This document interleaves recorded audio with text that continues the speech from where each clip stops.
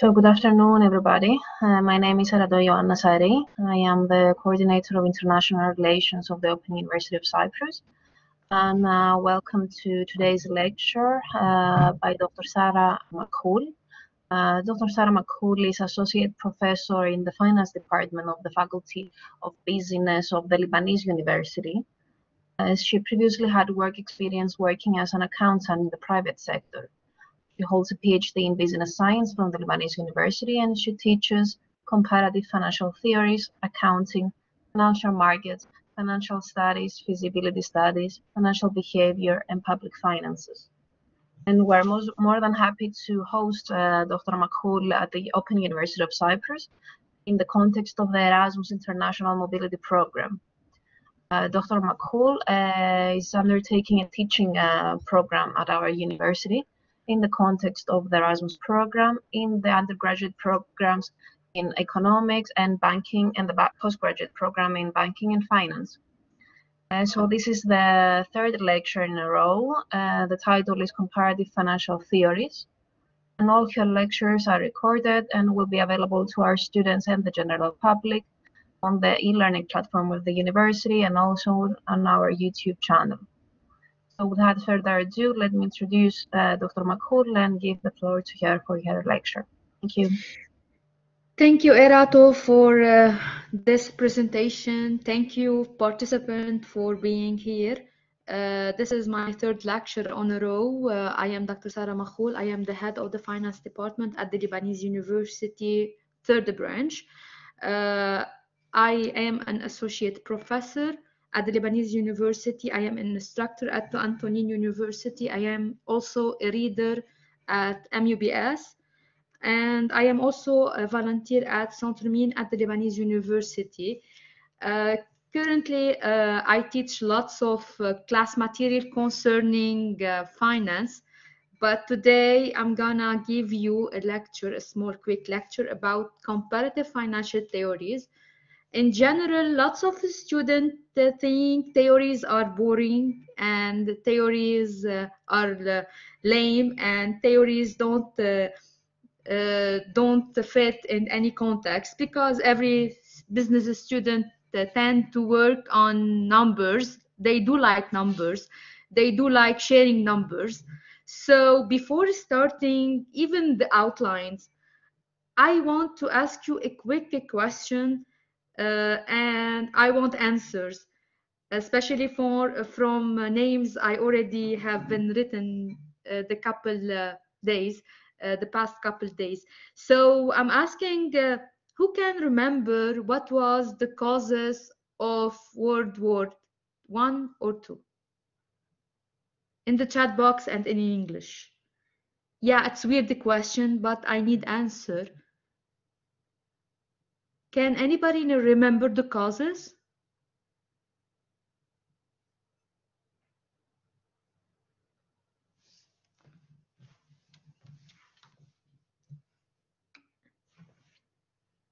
Of World War, yeah, one of the World War, any of the World War.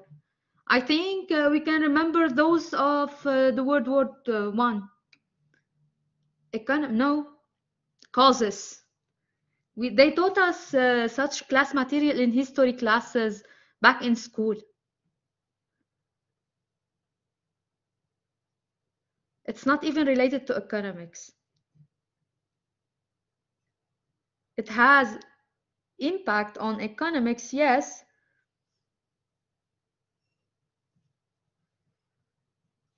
Do anybody remember? Like, not in the ideological part. Those are the direct and indirect causes. Can anybody relate those words, those keywords?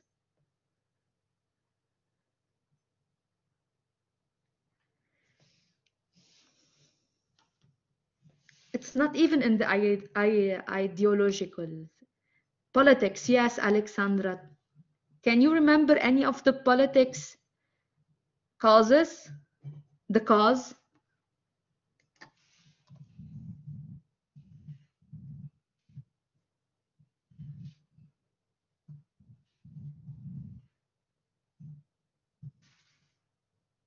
Main or small?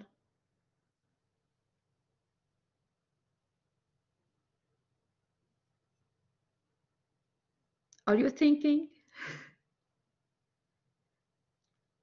No one can remember? None of the causes?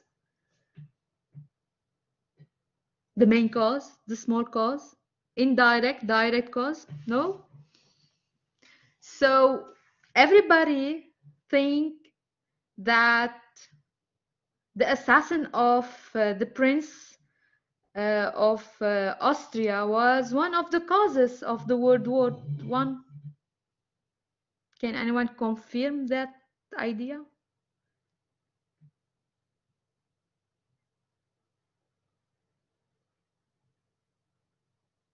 No? Are you thinking about the causes? Meanwhile, let's put together the outlines of this session. So after this session, you will get to know the main theories that runs into the finance department, and those main theories are actually related to all different active formulas, active equation, active positions, active ideology, active economic running process and businesses nowadays. We will talk about the signal theory, the agency theory, the contract theory, who can be related to the information theory. Of course, we will talk about the classical finance toward the financial behavior school, and passing through the neoclassical school. Don't roll your eyes. It is quite joyful to run theories. It's not like so bad. So the signal theory started like what I was asking you to think. The world war, any active situation, any crisis, any actual crisis. So to approach a crisis, we only defined it as the main outcomes. We see the crisis and we see the impact of the crisis, but no one asked what are the main causes that work us through the main outlines. What are the main causes? Do we have direct causes or indirect causes? Do we have mixed causes or mix between the direct or the indirect? So the theory of signals tell us about the facts, tell us about the actual impact of each signal existent in each information shared on a certain topic. So the fact that the information are unequally shared on the market, and those asymmetric information, especially between the managers and the owners of the company, have a mixed impact on the running process of the company. So we will be like talking about people who have information more than others, and people have a certain hidden information more than others. So how to say that we are on a good information process, we are running on a transparent information, and we are running on a equal shared information. Therefore, in effective communication policy, it's necessary managers must not only make fair decisions, but also they have to convince the market about those taken decisions. To do this, they have resources and they have the path through to signals. The financial decision making bearing financially negative consequences for its initiator in the event that this signals turns out to be erroneous. So if we're gonna talk about the subprime crisis, the subprime crisis was holding itself lots of signals, and we only have seen the crashes, the main crash that happens in 2008, and we didn't see the continuous and the consequences of the hidden signals in each information existent on the market back between 2005, 2006, 2007 toward 2008. So if we're gonna talk about the subprime crisis, we will be like facing a huge market. The US American market, it's so big, and we will be like talking about lots of activities involving lots of billions of dollars, and the market expanding. Everything related to house and everything related to loans were expanding. People were like massively seen as investors, seen as active. The big market was like really enjoying the presence of each initiator on the market, and it was like a big working, and lots of resources were shared on the market. Although we need to know that lots of people tend to go to the banks and tell them that they need house loan to buy houses, and the houses, you know, they are evaluated by an expert, and according to this evaluation, the bank offers an equal credit or an equal loan amount. People were like craving more. They needed more money, they needed more resource, so they were like going to the experts, telling him, hey, you need to evaluate more the houses, you need to exaggerate the amounts. And they got good deals with lots of experts, between two parentheses we put the experts, and the houses were like deflating in its prices. So prices were like going bigger and bigger, and people like going on asking for more amounts on their loans, and banks were like, we need expert opinion, and the expert was approving the amounts on demand. That's how we go to the market. We have like a deflation in prices of houses. We have like so many houses on sale. We have so many people asking for houses, and the banks are allowing loans. House loans were a credit for lots of people. So the market of the US felt so safe about such situation, and lots of credit were offered and were granted without even asking guarantees, without even asking profile list of the person asking for this credit. And lots of banks went into this big game, and prices were like going further. Houses were like on demand, and the only guarantee asked by the bank was like, hey, if you cannot pay the amount of your annual or your monthly payment, we will have the house. So banks was guaranteeing their credit amount by the house. So lots of people went to the bank, had a house loan, and lots of people was like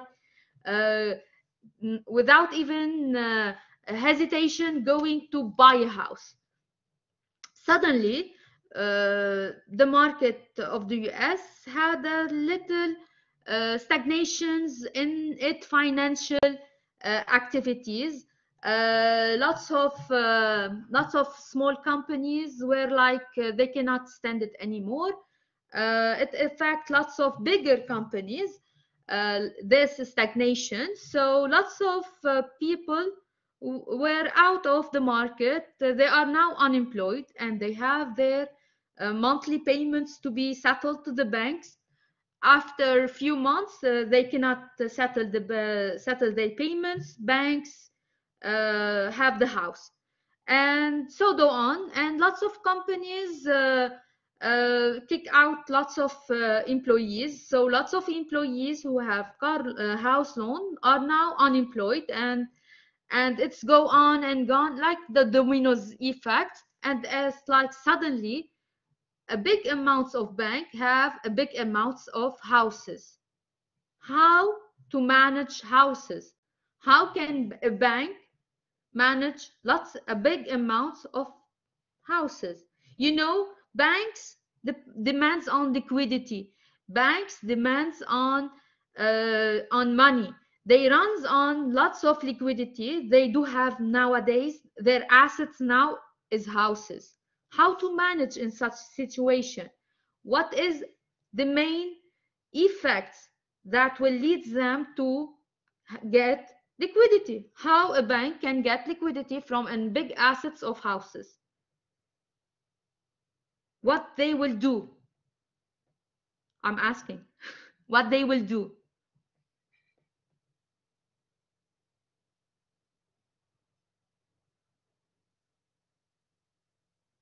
What they will do? Auctions. Exactly, Christina. Auctions. They will put the houses on auctions.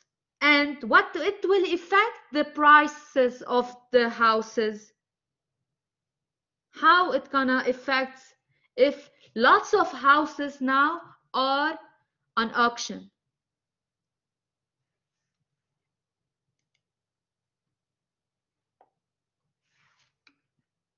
Price exactly, Petros. The price will go down, and once we are like now, prices will go down. How it will affect the behavior of the banks?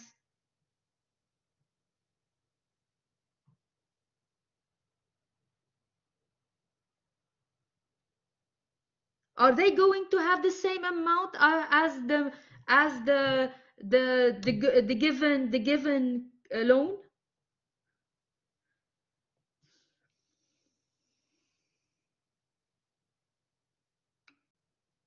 They will get less, I guess.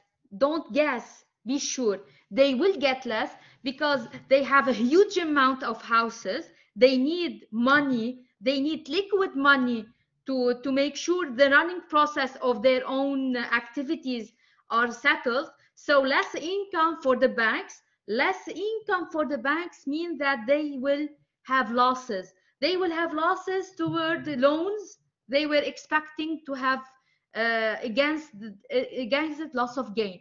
So how it's related to the signal theory? How we gonna see such an event on a basic of theories? Actually, banks didn't check profile of the asked people. So first signals the miss is that they didn't check the profile. That's why they did call it as the ninja profile, because banks has missed such main important thing to do is a background check for each candidate before giving this candidate a loan. So first significant sign is that they didn't check the profile. They only ask for guarantees from like the house.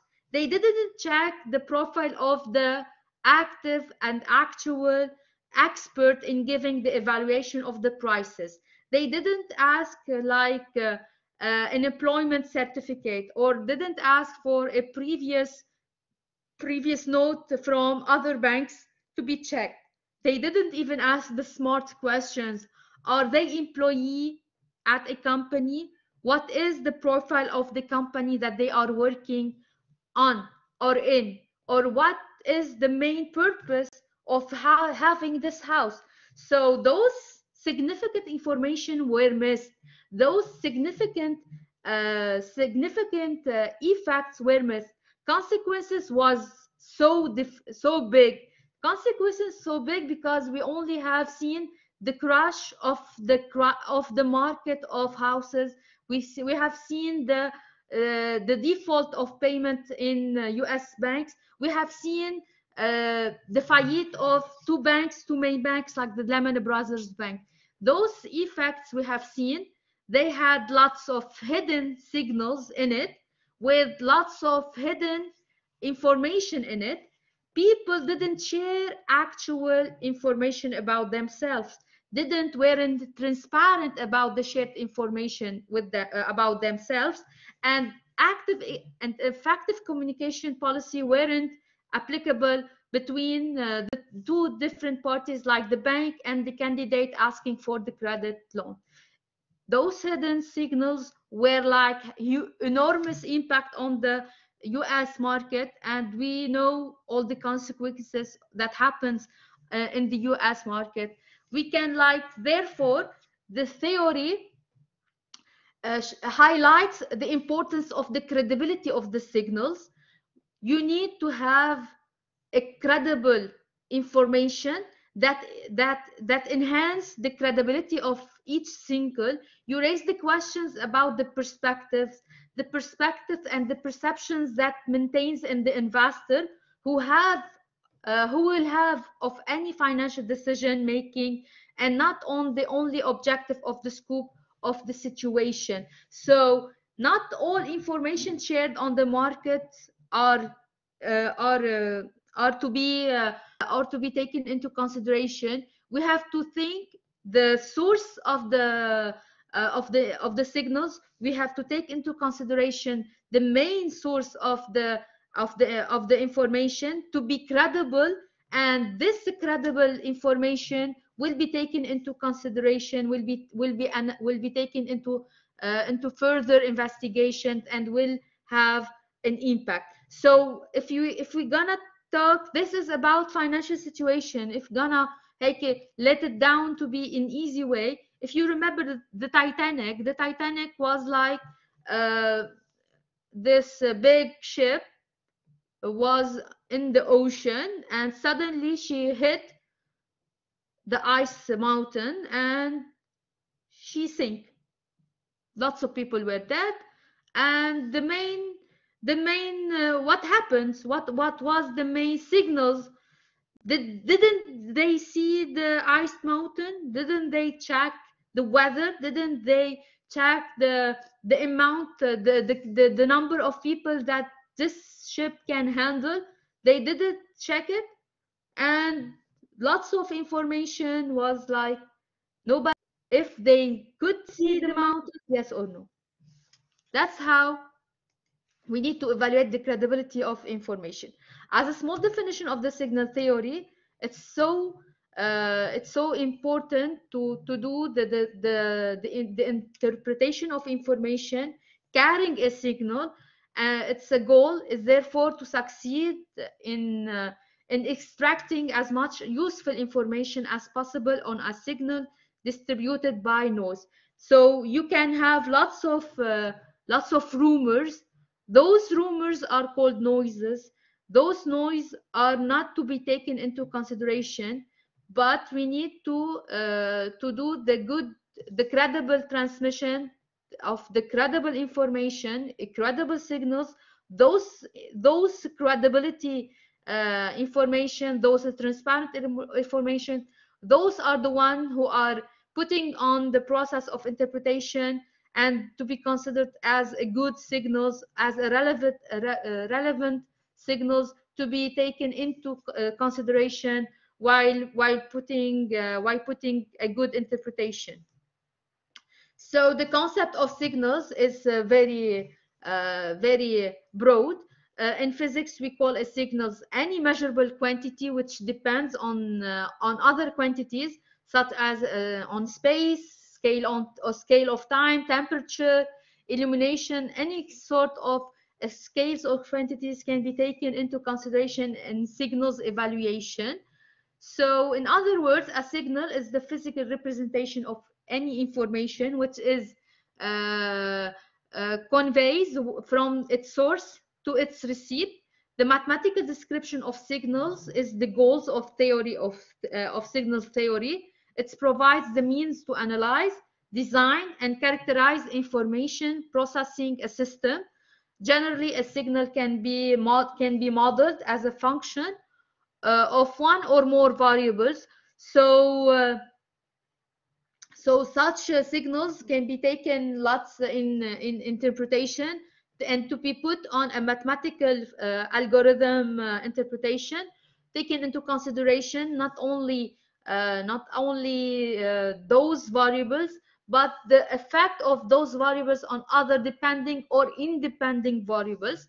This representation is not always sound in a mathematical expression, but it may be part of any regression model or factorial model. So we need to see how much this information have an impact on the process of coding and decoding these signals into like from the input of this signals through the channel of interpretation. So processing all the information, getting the real information, getting the real interpretation, and putting an actual decoding for this hidden information in this signals toward an output, a clear output that have a clear interpretation. This is the signal theory. It's like in each kind of situation we have facing in our lives, we can see the signal theory. It's a process. So it is like we had it in school, we had it in history, we had it in lots of financial consequences. So it is among us. That's how we know that each act has a name, and this name is in times of keywords called the signal theory. Now we will talk about the theory of agency, and the main outcome that may result from the theory of agency is the agency cost. Actually, in each company, we have like three different hierarchical divisions in each company. So we have the strategic part, the tactic part, and the operational part. So when we talk about the strategical part, they are like the CEO, the managers, the main directors. Those strategic part have to be like in contact with the shareholders. Yesterday we have mentioned about the shareholders. So you know now that shareholders are people who have their own share from any company, and they are now members of the shareholders committee, and they do take decisions on a strategical level. So you need to know that the shareholders have their own vision about any running company. So this vision may be in like facing the vision that they had, that the CEO had about the running process of the company. So now we are like facing two point of view, one and both are on the strategical level. So now we are like on the strategical level, we are facing two point of view. The point of view of the shareholders, who see that running a company must have like the most of the profits, the most of the effective profits, and most of these profits must be divided on the shareholders as dividend. So, and the CEO sees that no, if we have like a good amount of profits, we will like share a part as dividend for the shareholders, and we have to do lots of strategic decision making process, and lots of and the remaining amount of the profits must go on expanding the market, expanding the development and research of the company. They need to process money in the development of the career of the company, in the development of the market of the company, to target new segments, new market to go on and on, to expand the money in the market. This is those point of view between on the strategic level between the directors and the shareholders. Those two point of view is caused this situation, the whole situation, this relationship. It's called the agency theory. So like it's like the relationship between two different actors, and as you know, the term of agency it's used like to act. So shareholders wants to do something towards strategic levels of the company, and CEOs and managers wants to do other things to act on the strategic level of the company. Those two has to run under like in the profits of here. It's like the main questions. So the main causes of this theory is like to distinguish the two relationship between those two strategic levels. So we will talk like about the main goals of those two strategic levels. You need to know that Jensen and McLean and in the US and Charot in France, those are the main authors of the theory of agency. So if any of you heard about hey, did you know about Jensen and McLean, you can directly relate it that they have talked about the theory of agency and the agency cost. If everybody ever mentioned Charot is also one of the authors who have mentioned the theory of agency. So if any tells you, do you know about the theory of Jensen and McLean? Don't think a lot. It is the theory of agency, and it's like those names are like the main names, so you need to know those main names. So for example, a shareholder set goals for a business executive who take actions. So you need to know that shareholders have the power to take decision making on strategic levels, and business executive needs to take the shareholders decision making process into active series of actions. So we have like now 2 point of view. We are on a strategic level, and we have like two different parties. One of them is the shareholders and the other are the executive.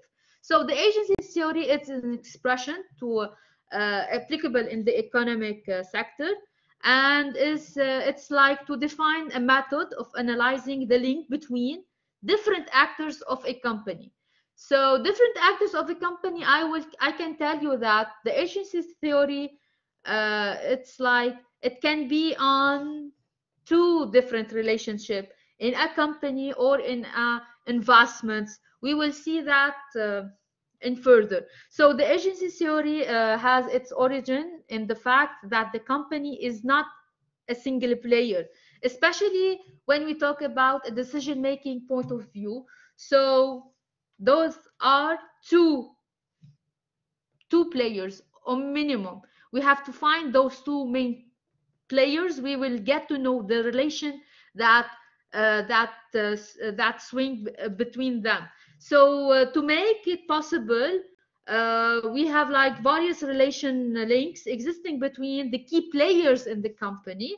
So in particular between decision makers and those to whom they have to guarantee a mandate. So also known as not only as the theory of Jensen and McLean, they also can call the agency theory as the mandates theory, because it is between two persons, the principal and the agent among those two actions. So we have to fill conditions, 3 conditions to be specific, in according to put ourselves in agency theory contra framework. So we have information shared asymmetric.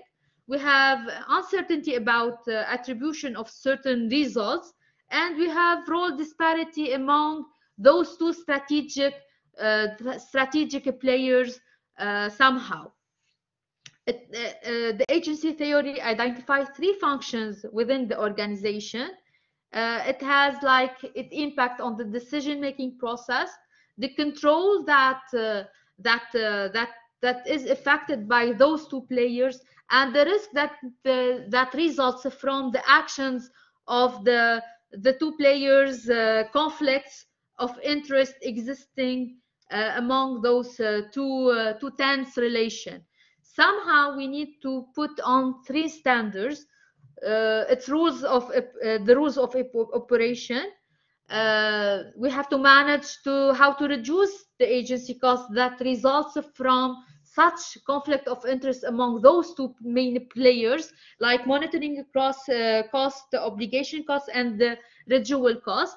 And actually, we have to be on the respect of the contract that is set between those two main players or in this company. For these operating rules and to reduce the cost resulting from the agency conflicts to be accepted by all, it's necessary to do a good exchange of information, to be agreed on the criteria for assessing those results, like reducing the cost and the residual cost. And of course, by setting yourself on a contra, you need, by that you are defining the common objectives, common standards, common tasks to be done per each one of the main players in contra. These incentives should make it possible to better sharing of risk, better sharing of risk in terms of management of the risk. And once you do the management of risk, you are reducing the cost of agency.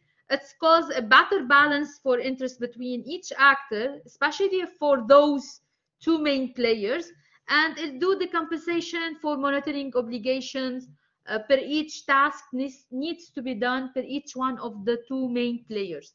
So in short, to put it on short, agency theory draws its foundations from the institutional school, which characterize the basis of the neoclassical theory. It highlights the contractual relation that exists between the principal and the agent. The principal is being the owner of the capital, the assets, the shareholder, and the agent is the manager, CEO of the organization that we are putting into questions. It's like those are the main words that highlights the agency theory. And as we have seen, one of the main possible solution to deal with, to reduce the agency cost, it is by putting on the right track a good contra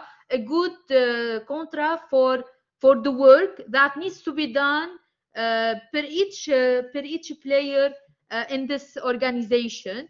And this is how the contra theory has been put on the ground, has been put on its formalities. It is to manage the asymmetric information. And George Akerlof is one of the main actors, let's see. Information asymmetric is not an issue. Okay, yes, you should mention it. Yes, to manage this asymmetric information,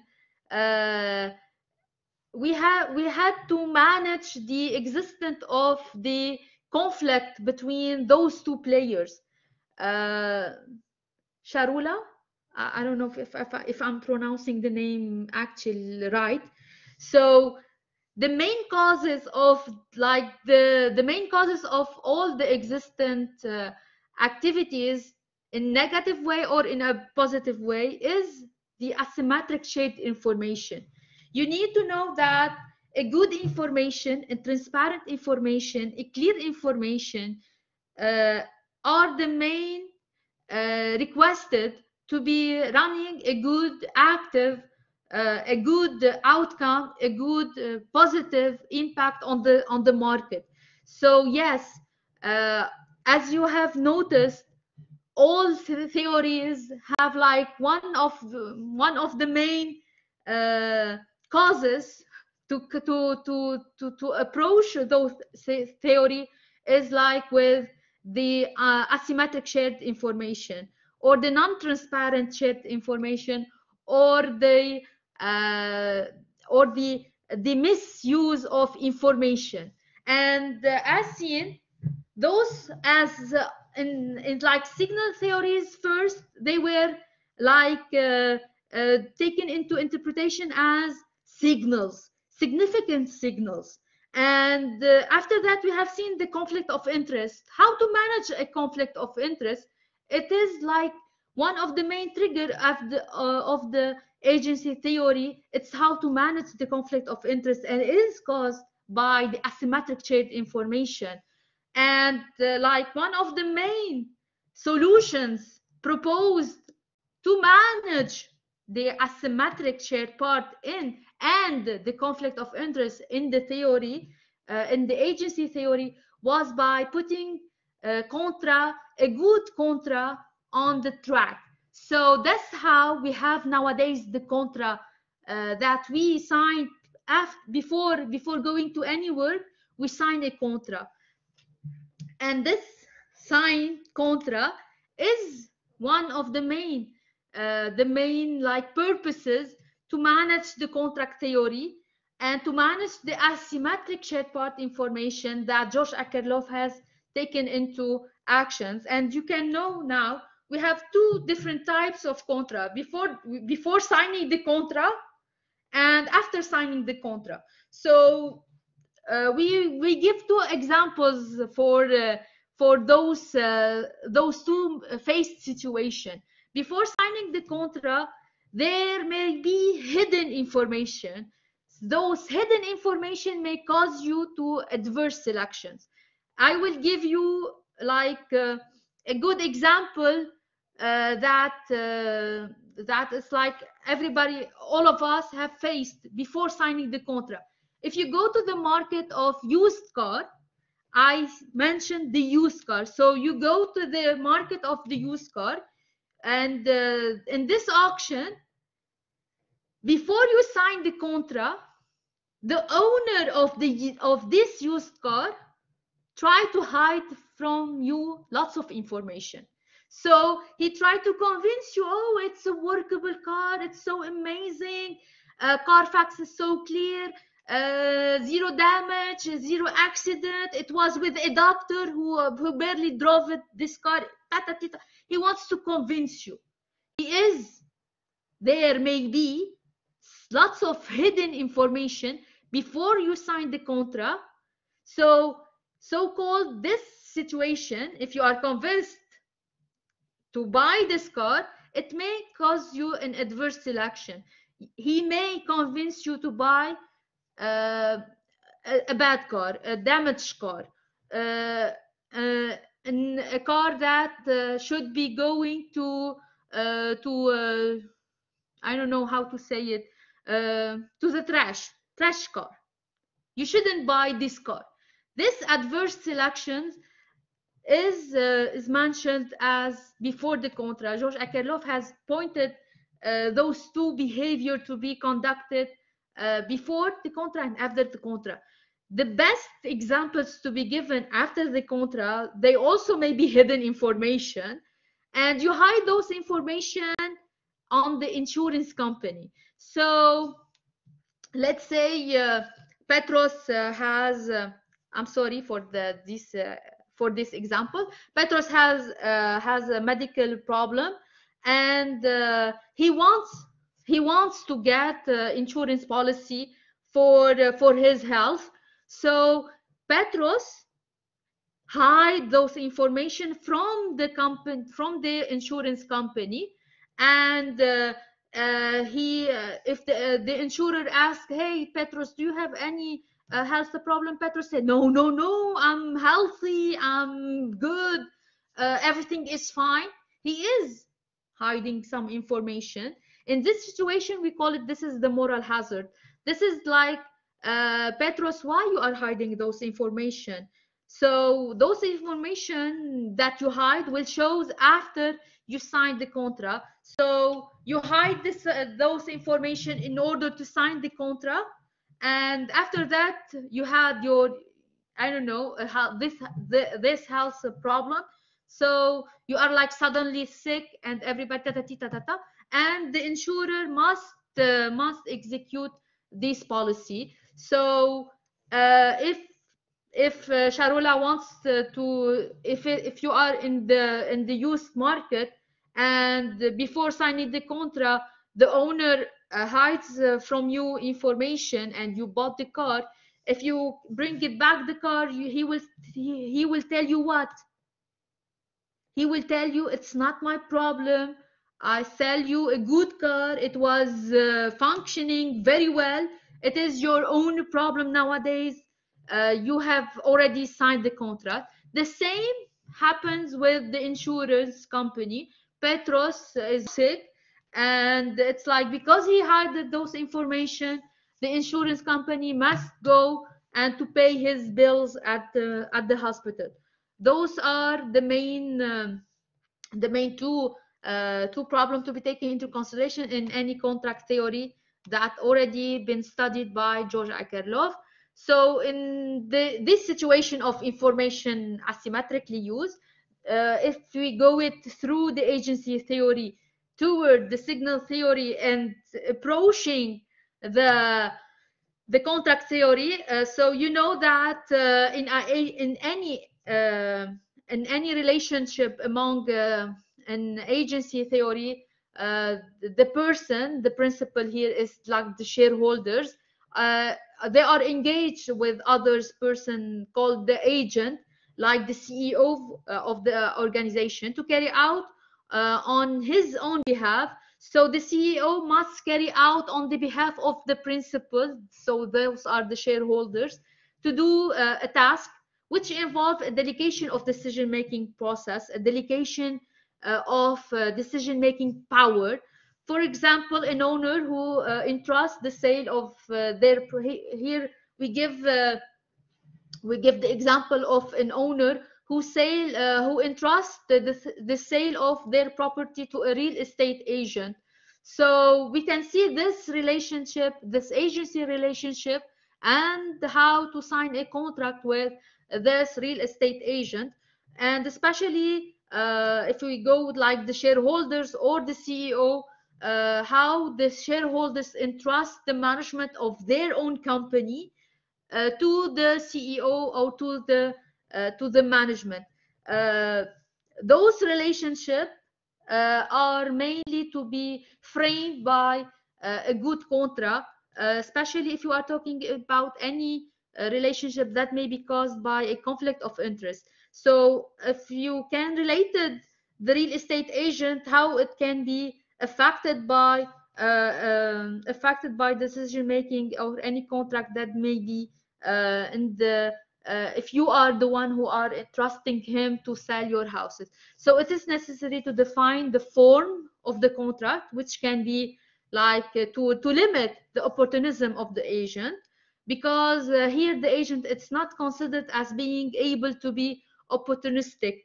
Managers should not use those strategic powers for their own management, for their own benefits. And we can see how lots of managers can use those strategic powers to take advantage. I give a quick example. If you know the CEO of the Renault Nissan, do you know Carlos Ghosn? Anybody knows Carlos Ghosn? The CEO of Renault Nissan. Any news? Anybody knows him? Carlos Ghosn? No? You don't know him? He is like so famous. Actually, this CEO, I had to mention, he is a Lebanese Brazilian American resident. So he is the CEO of the Renault Nissan. you know Renault Nissan, you know the company of Renault and Nissan, the car, you know it? You know the car? Yes, okay. So you know the car, you know the company.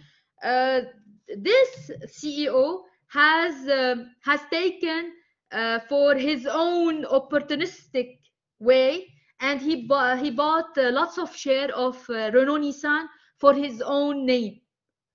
This opportunistic behavior has put Renault Nissan on a scandal in 2018-2019, and Carlos Ghosn has been called as an act of a fraud because he have used his privilege, and he have used his privilege to gain a privileged information about the share of Renault Nissan, and he got an opportunistic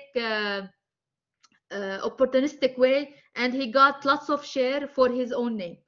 And you need to go like to see further this scandal in 2019, and you will get to know how a CEO can take advantage of an opportunistic behavior, and this is like it has been putting as a fraud because they have found his behavior after a scandal released in Japan due to fraud and a tax evasion. So with always the assumption that everybody wants to maximize their own utilities, as Carlos Ghosn did, the asymmetric of information generates unnecessarily control, and therefore agency costs that must be thought to minimize by monitoring costs and expenditures on initiative for the principal. Those are the shareholders, to justifications of cost for the agent. That's how they did caught Carlos Ghosn, and they have found that he have money that's with no explanation, with no justification, and finally so-called the residual cost. This scandal has lots of effects on the market of Renault Nissan, and Renault Nissan has to go on public statement to say that they don't have any business with Carlos Ghosn, and they are separately they have to separate the name of Renault Nissan from any kind of operations that deals with the name of Carlos Ghosn. So they have to manage the residual cost of this scandal for not affecting the behavior of the share of the Renault Nissan on the international market. So how to be back on the classical finance, and how to make a quick look about the behavioral finance. You know that we as finance, we as banking and finance, we as economic, we run on lots of hypotheses, lots of assumptions that it manage our behavior on any kind of financial decision making, or any kind of financial equation, financial interpretation, financial analysis. So financial markets are complex, and they seems a bit large on and this large segmentations of the financial market, so it's incomprehensible. So lots of questions are put in on the table, and needs to be clarified, needs to have an answer. So the main role of the financial market is to study the functioning of financial market, to seek to better understand them, and to attempt theories the evolution of the stock prices. We know that if you are dealing with any stock, how to manage the stock from the input to the output, how to manage the first in, first out, last in, last out. We manage like this the stock. How? Why this way, neither that way? We know that if you have any share and it is on the stock exchange market, why prices are related to the market? Who is the responsible of the market? Who is the responsible of the law of the market? We use those terminology, and we need to know the father of those terminology. We go to the financial market and we know how it functions. Who puts the rules of functioning a financial market? How to better understand of how the value of a stock market is evaluated, is determined. How? Who put the evaluation equation into actions? Who is the responsible for that? We get to know the financial, the classical finance toward toward lots of schools. You know, the first, we have three main schools. The fourth is under process. So we have the classical finance, we have the neo-classical finance, and we have the behavioral finance that we will see we will see it passing through. So we want to know, we want to be to have a better understanding on how stock prices are evaluated, how we can make a high performance of investments, how to have a maximum profitability from the market, how to benefit from that, how it's important to go on diversification. What is the key important used in diversification? Who is the owner of those precious idea, and who is the owners of those hypotheses that we use on a daily basis, and that is used on our decision making process, how it affects our own behavior as investors, as agent, or as an entrepreneur existent on this market. Why we are using those equations neither than others equations? Who are the fathers of those equations? So the first stream, based on the concept of the market efficiency, you need to know that classical finance is like we have a father, we have a big father for the classical finance. It's called Adam Smith. Adam Smith have put lots of hypotheses into actions. He put those hypotheses, and he told us that the market is efficient, and he told us that agents are rational, and he told us that we run on the law of the market, affecting the offers and the demand existing on this market. So our father, Adam Smith, has referred to us on the basic of the classical finance, and lots of research has been done after the hypothesis of the classical finance, and lots of researchers have added the value to those stream. And we know now the expanded of the classical finance was with the neoclassical finance, who have approved the existence of the hypothesis mentioned with the classical finance, and they have added lots of equations that we use till nowadays in any evaluation, in any interpretation, in any analysis. We go further in our financial market. So the neoclassical finance have talked about marginality, utility, profitability, the analytical accountability.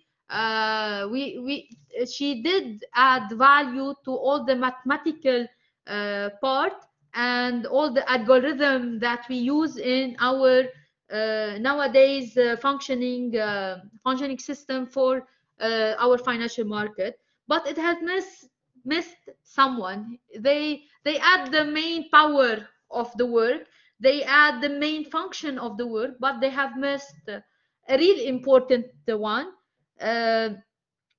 So we had to call the financial behavior. So financial behavior will put in questions all the contribution of the traditional finance in the classical one or the neoclassical one. We will see that in a quick bit. So what we know about the classical finance. So we know the hypothesis. The hypothesis said that investors or entrepreneurs always have complete and they have accurate information. As we have seen, Sharula, we are again with the information. You know, in a hypothetical way, we say that information are symmetric and they are equally shared on the market. That open a wider question: is it true, yes or no? We will see it. On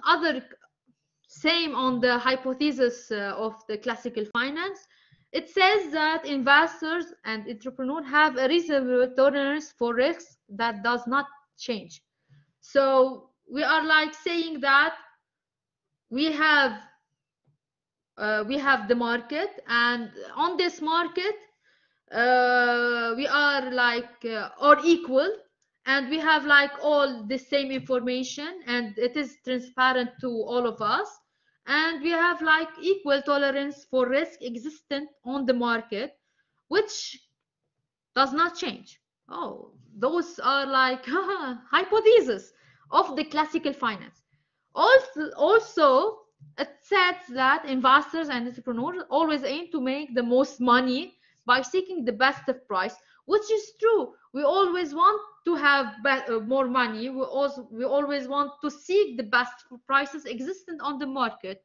And also on the hypothesis of the classical finance, it says that investors and entrepreneurs always make rational decisions. Do you agree? Do you agree with those hypotheses?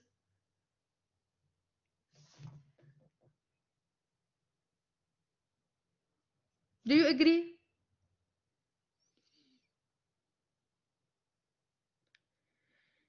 Those hypotheses, Sharola, you agree? Yes, you agree. So you go like, you agree with the hypothesis. You agree with like the last one? No? Yes. So you have your opinion. Exactly. That's what the main trigger of like the existence of research. Once you put questions into the actions, so once you put the questions on your mind, so you have to seek answers, like you did, Petros, like Sharola. We are all of us rational in our decision-making process, or all of us have the same tolerance for the existent risk? All of us working on efficient? The third one, yeah, all of us seek for more money, seek for the best prices, but how? Why? Those questions are put into the process. So the classical finance talk about the approach of market efficiency, and it says that investments decision is purely rational, which even Sharola put it on questions, and it will lead us to an efficient market. And you need to know that our father, Adam Smith, our father in finance, he had his book about La richesse des nations in 1772, and it talked about the efficiency of the market, and he put into questions that prices are related directly to the law of the market. So prices are related directly to what you share on the market, and they are affected directly by the demand and the offer of this item on the market. And someone did put the questions, hey, Sir Adam, how the next day we go with the opening price, how the opening price is maintained. You need to know that Adam Smith, and in his book in 1772, he has mentioned that there is an invisible hand who comes at night and who put in order all items on the market. Do you agree with that, Sharola, nowadays? The invisible hand who put in order. He mentioned that these, not really, so do I, Sharola. He put like there is a hand, an invisible one, who restored the actions, and he restored, and this hands, invisible, restored the activity on the market, and you have to next day an opening price, which is like a good opening price. Oh, lots of researchers have like put into on questions like this invisible hand, and they have put on questions like the decision-making process defined as rational of investments, and they have put into account like, is it all shared information on the market are transparent? Do you agree with this transparency of information, Sharola, on the market? I think this is you who have mentioned the symmetric information. Do you agree about the transparency of information? Are all information shared on the market are transparent? There is no transparency exactly. This no transparency also have been one of the critic of the classical finance, and it has been putting the classical finance into lots of investigations, but lots of researchers in nowadays activities. So like the concept of the market efficiency, the central core of the classical finance. Actually, Kyriakos, we live in the information of fake news after all, but we need to be efficient about the information that we have, and we need to be like seeking the credibility of each information that we receive. So this is like the third school that we are going to talk about it nowadays. So the concept of the market efficiency that has been exposed widely by the classical finance is that all agents are rational, which has been we have all agreed about putting this rationality into questions, and they have all the information that they will use it in an optimum way, and we have now put it all into questions also. So they have all the information, and they are all use it in optimality. They are so aka they are able to process all the information, to study all the possibilities, and to make the optimal decision to maximize their own interest. Are all of us have the same access to the market?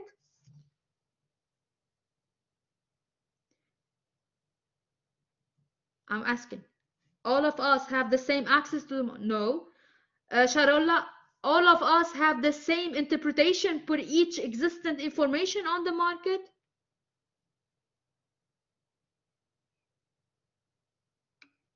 No, neither. So Sharola, do we go all of us on hypothesis as we are all rational on our decision-making process in the market? Welcome to the world of behavioral finance.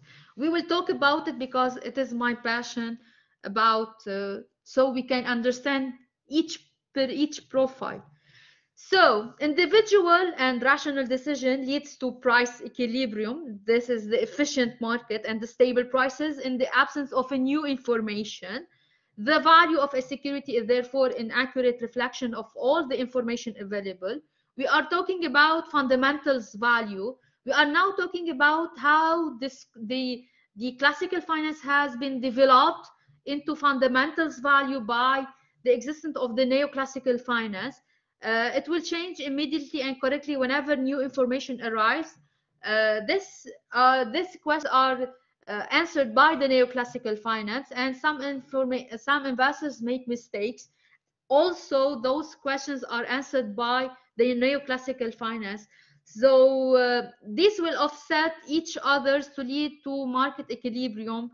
So the answers of the main hypothesis was trying to be achieved by the neoclassical finance. Lots of mathematical approaches were done. Lots of problem faced by the classical finance were being used to have answers by the neoclassical finance. So they have to maximize their utility toward profitability by taking into account the management of risk attached in each actions. So with the perspective of the neoclassical, we are talking about the famous couple, risk and returns, and we have inserted the concept of diversification into the management of the level of risk attached to any returns in any assets has been developed on the financial market. What to buy, what to not to buy, how to do the mix, how to do this diversification, how to manage our portfolio. I think someone did ask me about the diversifications and its importance. It has to be managed in the neoclassical perspective, and by neoclassical researchers. It has been developed and it has been taken into mathematical way, into algorithm levels that we can discuss it if you feel it's important. So what are the application of this neoclassical theory for the investors? So as investors, they are rational between two parentheses, and they are risk averse. They will not buy riskier assets with lower returns. Among the models defined by theorists of the classical finance, it is possible to mention that where is the main power of the neoclassical finance? So the neoclassical school is the umbrella that refers to several economic streams that study the formation of prices, productions, the distributions of income through the mechanism of supply and demand in the market according to the law of the market. It has expanded the utility maximization hypothesis, underlining lots of calculation links to the marginality current born. And we get to know three main founders of the marginalism, like Warlas, Manger, Jefferson. And you need to know that Warlas is the one who has the strongest influence on the neoclassical school of the 21st century for our life. So the main power of the neoclassical, it has taken into account labor, contracts, analytical division, analytical description for each task and each level of work and processing the system, and it has taken the analytical accounting into actions for the organization, better performance, and better development. It has talking about marginalism, utility, mathematics, matrix, and all the development of algorithm, but she has forgotten one. Can anyone detect someone I forgot? The neoclassical forgot about it. She forgot one item. One item has been like so forgotten in the classical finance and the neoclassical finance. Anyone can relate the one missing item? One missing.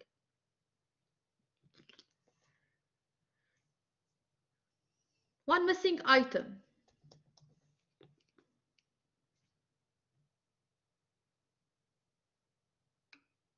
Human, exactly.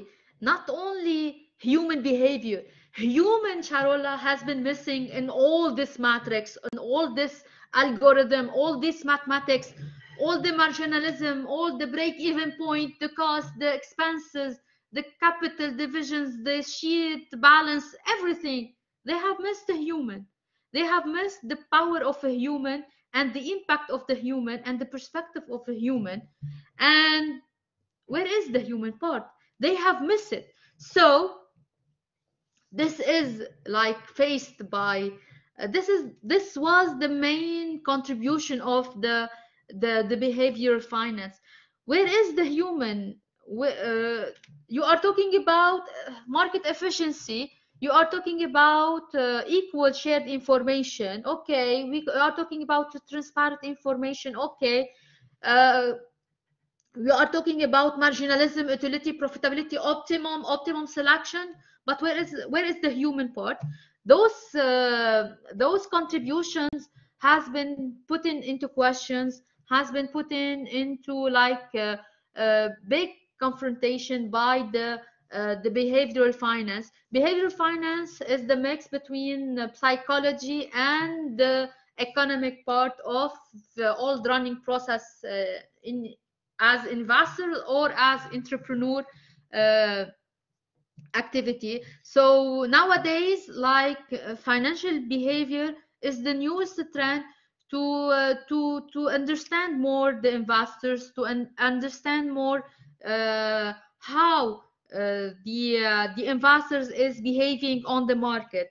So behavioral finance highlighted behavioral flaws. The work has shown that behavioral flaws influence the famous risk profitability pair. So either through the influence on the perceptions of the risk or the acceptance of risk taking, either by the impact on the level of the profitability requirement or the expected profitability, or again on the relation between those two factors, risk and profitability, by introducing distortion in the choices that we have on the market. So financial behavior is like putting the human into actions toward the famous pair, risk and profitability, risk and returns of any financial assets on the work in the market, and what is the impact, how to do this association between the risk level and the profitability level. Are you a risk taker or are you a risk averse? You never know until you are facing actual risk and you are on the action to take the decision, the financial decision making that you need to be done in order to get a certain level of profitability against your choice that you have done. This is like, if you want to know what is the behavioral finance, so the purpose that it is the mix of psychology, influences by biases affect the financial behavior of investors and the financial practitioner existence. Moreover, influences and biases can be the source for explanation of all types of market anomalies, and especially market anomalies in the stock market, such as several rises or falling in stock prices. So if you are talking about like what did our father Adam Smith tell us about the invisible hand, how come that we have like crisis? How come that we have faces lots of crises? Who can explain the crisis? What, why, how it has, what are the consequences that we have arrived to those crises? What are the main triggers that we have arrived to those crises? Even though that our father Adam Smith told us that there is an invisible hand that can restore the activity of the market, how come that we still nowadays, even that we have given the investors or the entrepreneurs lots of questions, lots of lots of queries to how to maintain the situation, how to maintain empowered, how to maximize your utility, even though that we are facing crisis. Why? Why those anomalies still exist? Why? I'm now like asking you why. What are the main triggers that may affect our behavior? Sharola, Petros, Kyriakos.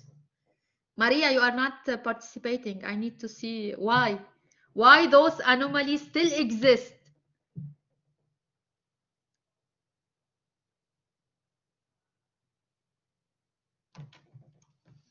Why?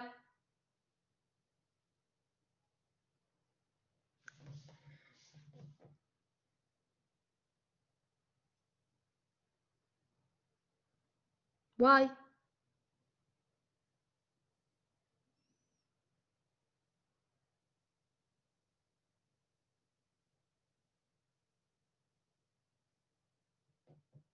Because of what? Those anomalies still exist.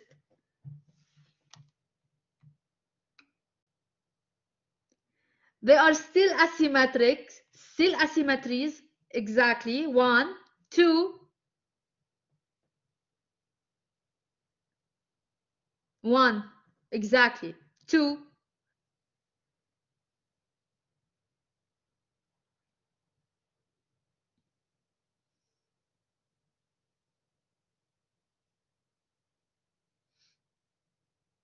why those anomalies are not managed due to asymmetric shared information?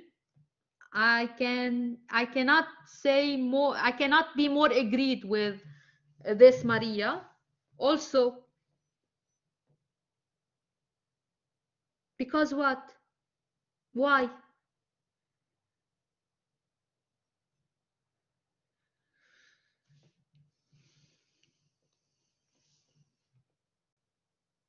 Because we are human. We are irrational in our decision-making process. We are facing a non-transparent market. We are facing an asymmetric shared information with us that may affect our decision-making process, because we are like facing ourselves toward existent risk. Do I and Maria look alike in our financial behavior? Maria, can you unmute yourself? I want to ask you a question directly.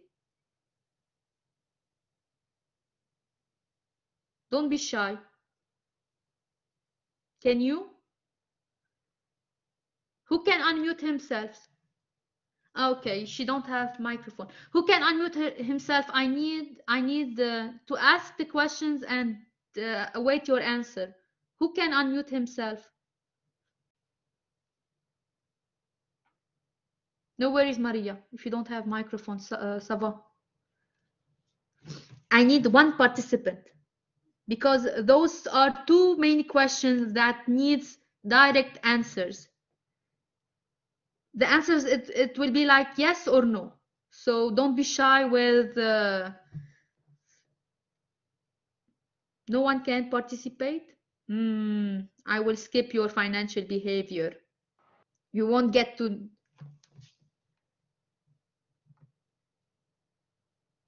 No one can participate. Okay, I will continue. You will miss this game. Oh, Petros, you are at work. I fully understand it. Okay, Erato can. So, Erato, can you unmute yourself?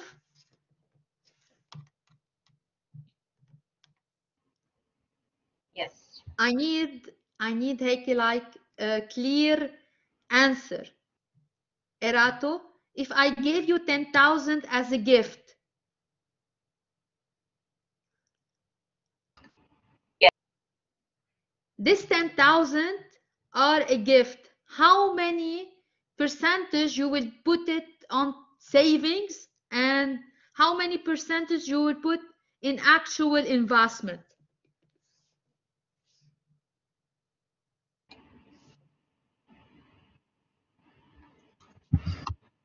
I guess half. I mean, save some of the money, but invest also, but not the current situation.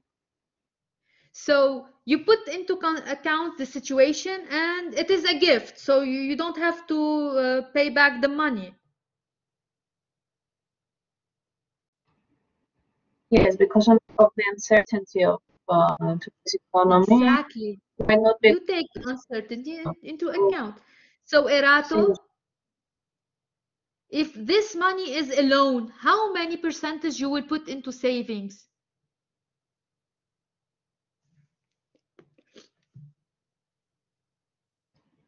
If it was a loan, I guess the majority.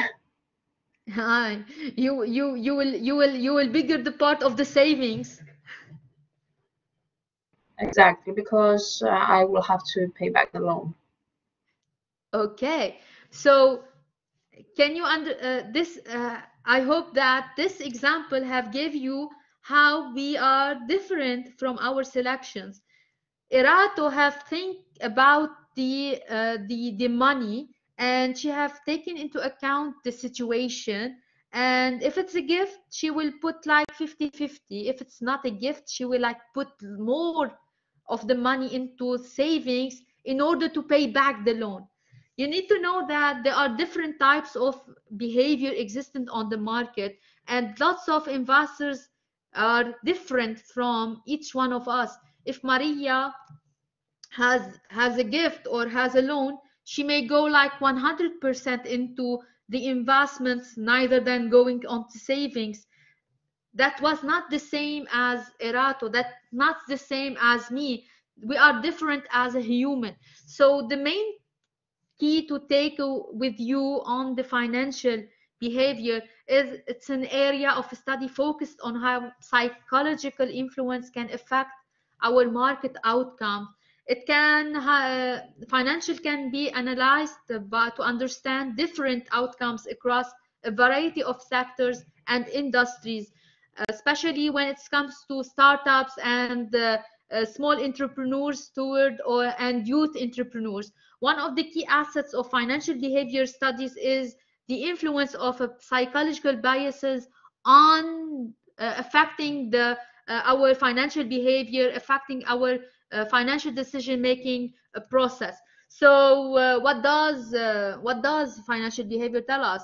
It helps us to understand how financial decisions around things like investments, payment, risk, and personal debt are generally influenced by human emotions, biases, cognitive limitations of the mind in processing and in responding to any existent information shared on the market. It is like how we process those information, how our own perspective are affected, and how may be taken into account how we decode those information, and how our previous experience may affect our behavior on the market and on our financial decision making process. So behavioral finance outlines the nosebleed approach, the irrationality of investors, the cognitive biases and the emotional biases, the social biases existent, and the decision biases that encounter all of us as investors or as entrepreneur existent on the financial market. So financial behavior typically encompasses 5 main concepts: the mental accounting, that it refers to the propensity for people to allocate money for a specific purpose.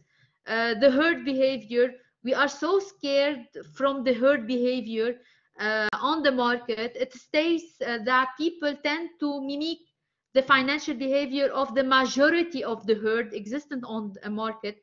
Yeah, it's like herding is notorious in the stock market as the cause behind dramatic rallies and sell-offs may occur from herd behavior. Emotional gap, the emotional gap refers to decision making based on extreme emotions or emotion strains such as anxiety, anger, fear, excitement. Oftentimes emotions are a key reason why people do not make rational choices. We do not wake up each day with the same level of energy or emotion state. That's why it may affect our choices, it may affect our decision making process and level. We have the ensuring refers to attaching a spending level to a certain references. Example may include spending consistently based on a budget level, or rationalize the spending based on a different satisfaction utility. We don't have to be like so based on our spending level or in our budgeting level.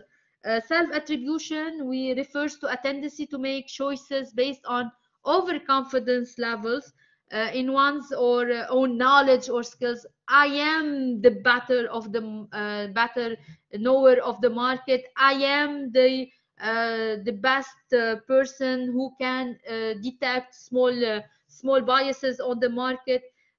So overconfidence may lead to those tendencies to make choices based on our level of confidence, and it's usually stems from an intrinsic knack in a particular area. Within this category, individual tends to rank their knowledge higher than others, even when it's objectively falls short.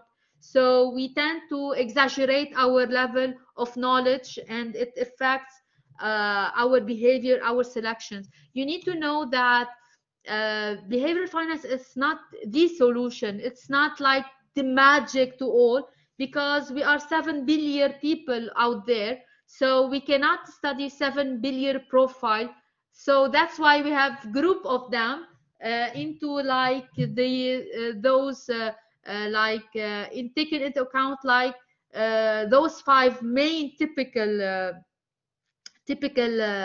divisions. But you need to know that there are more than 50 existent biases that affect our choices, that financial decision making process, and that affect our financial behavior.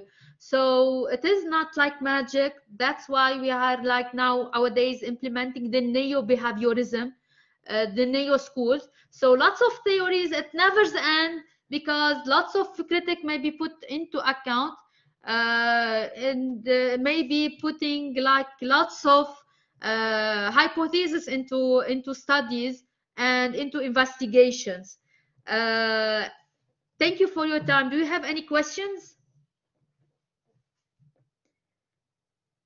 I hope that you now see theories as not boring. I like theories. Any questions?